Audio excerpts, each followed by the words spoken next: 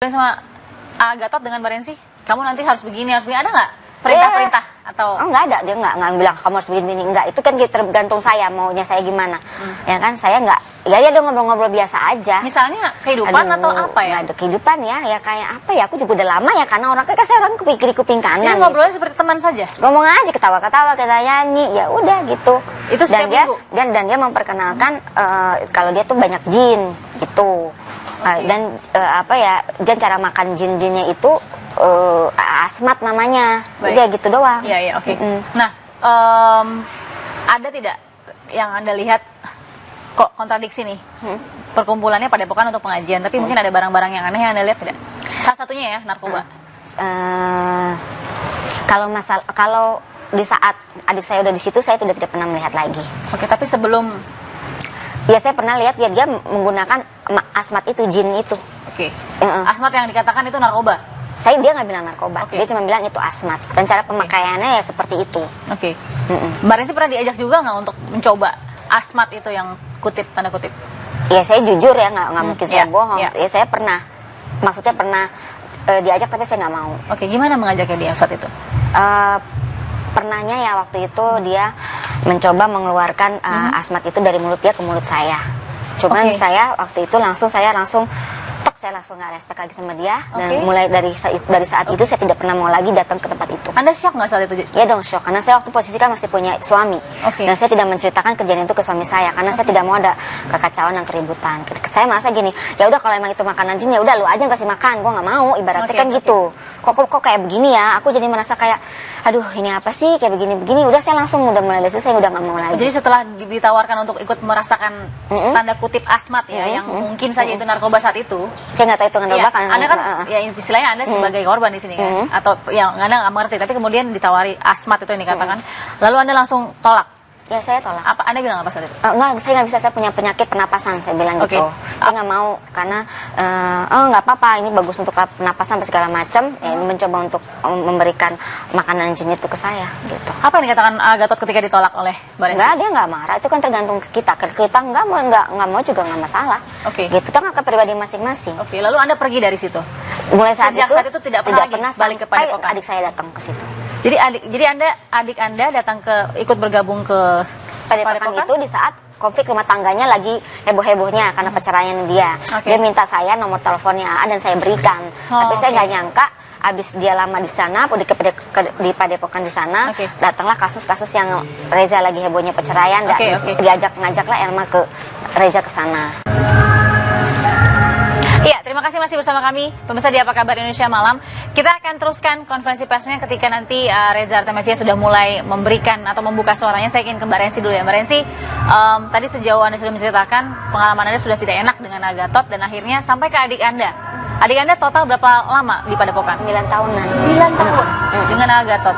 Anda ada nyesel nggak ngasih nomor telepon saat itu? Kalau sekarang dia penyesalan, menyesal. Karena waktu dulu saya minta untuk dia nggak usah ke sana, dia marah.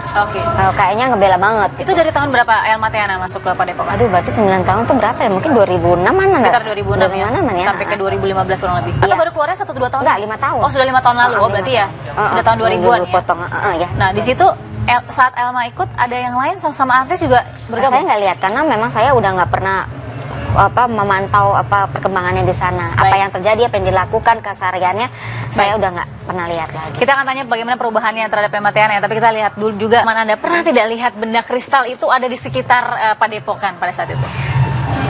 Kalau saya ya itu tidak dibilang sabu ya. Tapi pernah lihat bentuknya seperti kristal gitu? Pokoknya pada saat saya hanya dibilang itu asmat. Asmat? Iya, asmat aja, dia nggak pernah bilang sabu sih sama saya. Ini jadi mengkhawatirkan juga ya Pak Awi, kita menunggu jenisnya. Tapi memang kalau memang pasti kepolisian sudah paham ini bentuknya apa. Tapi paling tidak yang sudah ditemukan adalah 3 kotak berisi kristal, belum tahu jenisnya apa. Ini yang dikeluarkan dari berangkas 1 milik Gatot di rumahnya di Pondok Pinang ya. Sementara yang satu lagi belum terbuka, Pak? Ya belum, tadi kita kesini kan. Lama ya. Baik. Mbak Rensi juga mungkin pernah melihat ini sebagai yang terselamatkan lah ya. Saya bilang, tapi gini, dari penggeledahan Pak, berarti Gatot terkena soal kepemilikan ya, betul ya? Lalu kemudian soal senjata, ini gimana Pak? sudah ditemukan surat-surat izinnya atau memang ilegal? Sudah kita cek ya dari Intelkam sudah ngecek langsung untuk database Senpi yang ada di Polda Metro. Ternyata tidak terdatakan. Kemudian beliau juga langsung ngecek ke Mabes Polri, ternyata juga data tersebut tidak ada. Jadi ini senjata ilegal? Kita perkirakan demikian. Ada dua senjata ya Pak ya? Ada 2 senjata, 1 Glock tipe 26, kemudian yang kedua Walter kaliber 22. Wow, oke. Sesaat lagi kita akan kembali ya, sambil juga mendengarkan tadi testimoni dari Mbak Rensi Milano. Sesaat lagi, tetap bersama kami pemirsa. Ya, terima kasih masih bersama kami di Apa Kabar Indonesia Malam, masih bersama dengan Mbak Rensi Milano dan juga Pak Awi Setiono. Pak Awi, saya ingin klarifikasi juga, tadi kan Anda bilang penggeledahan yang di rumah, barang buktinya itu negatif atau positif? Positif ya, tadi saya sampaikan pertama kali positif. Jadi tidak ada yang katakan negatif ya, itu semua positif ya, mengandung zat psikotropika ya, metfetamin ya, oke. Baik, saya ingin tanya ke Mbak Rensi. Mbak Rensi, setelah Anda lepas begitu ya, lalu kemudian adik Anda ya, Elma Teana masuk ke dalam padepokan Gatot ini. Anda apa cerita yang paling atau perbedaan yang paling terasa? Perbedaan waktu adik saya ke sana sama keluarga itu cuek, komunikasinya nggak nyambung.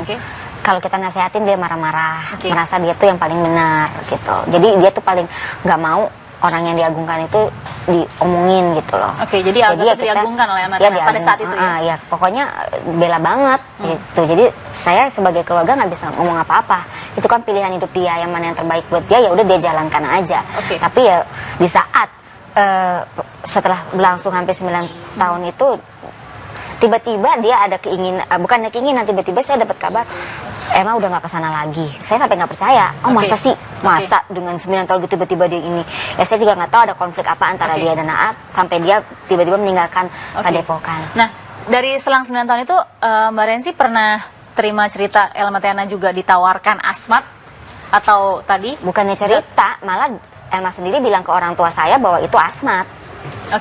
Asmat kok itu katanya gitu. Tapi mohon maaf, jadi ikut mencoba atau tidak? Mama saya terus terang dia sempat mencoba. Asmat katanya buat ngilangin apalah, sakit kepala atau apa. Pokoknya yang mama saya ngomong ke saya seperti itu. Jadi ibu Anda juga pernah mencoba? Pernah mencoba. Karena kepengen tahu. Dan Elma Teana juga pernah mencobanya? Kalau mama saya dikasih coba, mama mungkin Elma enggak, gitu aja. Jadi hanya Anda yang menolak pada saat itu ya? Iya. Wow, nah ada cerita tidak rasanya seperti apa yang dirasakan oleh ibu Anda atau Elma? Saya biasa aja, nggak maksudnya ya sakit-sakit aja, nggak ada efek. Nggak ada efek kepada sakitnya? Nggak efek, ya sakit kepala, mama saya kan sering sakit kepala. Ya biasa aja, nggak ada sembuh, nggak ada apa ya gitu. Jadi nggak sembuh? Pengobatan lah, waktu itu bilangnya pengobatan. Berapa lama sempat berobat di... Mama saya nggak lama, cuma sekali itu aja pengen tahu. Lalu ketika karena kan memang omongan konsumsi orang kan banyak yang begini-begini. Mama saya kan pengen membuktikan omongan orang. Ya pengen tahu lah gitu, istilahnya pengen, bukannya dia pemakai ikut-ikutan. Mama saya cuma pengen tahu apa sih yang secara awam itu, tidak tahu gitu. ya. Jadi tidak tahu. Nah, kalau artinya merasa tertipu nggak pada saat itu? Ya kalau dengan kejadian ini ya, kalau ya merasa dibohongin gitu, berarti apa yang dia bilang itu asmat, yang menurut dia makanan jin itu yang ternyata isi sabu-sabu, ya semua merasa terbohongi lah. Pak Awi, dengan cerita ini ya Pak, ya artinya kan ada mungkin penipuan juga ya. Kalau memang mau mengobati dengan cara seperti itu, apalagi ada seorang ibunya Mbak Rensi misalnya kan, orang tua begitu yang tadinya mau berobat, tapi ternyata kalau memang betul asmat adalah sama dengan sabu, mohon maaf ya, artinya ada penipuan di situ. Seperti apa, delik apa saja Pak yang dikenakan kepada seorang Gatot? Kembali lagi Mbak ya, kita sebenarnya harus dari awal dulu apa kejadian per kejadian, case per case-nya ya. Jadi perbuatan pidananya juga harus dilihat dari situ juga. Misalnya kalau tadi yang disampaikan Mbak Rensi ya, Mbak Rensi kan perlu pendalaman ya. Perlu pendalaman karena deliknya sendiri kan harus ada rangkaian kata-kata bohong. Itu harus kita bisa buktikan secara material ya. Tapi yang jelas kita sudah tak terbantahkan ya, bahwasanya yang barang bukti yang pertama kita lakukan penggeledahan itu positif sabu. Positif sabu. Artinya apa saja Pak yang bidangnya kan jelas. Yang ditimpakan apa saja selain bukti narkoba, apa saja yang ditimpakan deliknya? Tentunya begini, terkait dengan kasus narkobanya sendiri yang kita ketemukan, termasuk malam ini pun nanti akan kita kirim semua ke sana, ke Polda NTB. Dugaan yang 3 kotak tadi dalam berangkas ya, 3 kotak kristal. Masih diduga ya, masih diduga. Karena memang kita juga sama-sama membantu ya, proses dilakukan oleh penyidik sana kita membantu membackup karena wilayah kita. Kemudian terkait dengan kasus senjata api dan kepemilikan amunisi, ratusan amunisi itu tentunya kita yang akan melakukan penyidikan. Nanti di Treskrim Polda Metro Jaya, Resmob nanti akan melakukan penyidikan. Ini ancamannya seperti apa, Pak? Ancaman hukumannya bahwasanya terkait dengan kepemilikan senpi dan amunisi ilegal ini yang bersangkutan itu melanggar pasal 1 ayat 1 Undang-Undang Darurat nomor 12 tahun 1951 dengan ancaman pidana hukuman mati atau pidana seumur hidup atau pidana sementara, penjara sementara setinggi-tingginya 20 tahun. Wow, ini untuk kepemilikan ilegal ya? Belum narkobanya? Betul. Ini hukuman binatangnya? Belum yang soal binatang?